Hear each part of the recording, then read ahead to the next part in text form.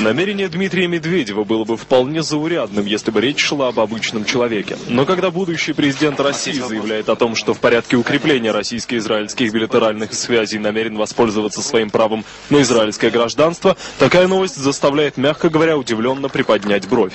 Личный помощник Медведева, единственный, кто сегодня вечером согласился прокомментировать ситуацию, заявляет, что речь не идет о гиммике. Очень важно, что это ни в коем случае не шоу, это ни в коем случае не внешние эффекты. Это особый случай.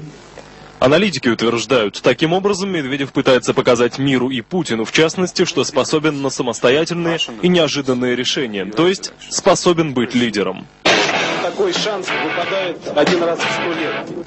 В Израиле на подобные заявления отреагировали со сдержанным оптимизмом. Глава правительства заявил, что еврейство мамы Медведева необходимо проверить по всем правилам. В противном же случае будущему президенту России, как и всем, придется пройти гиюр.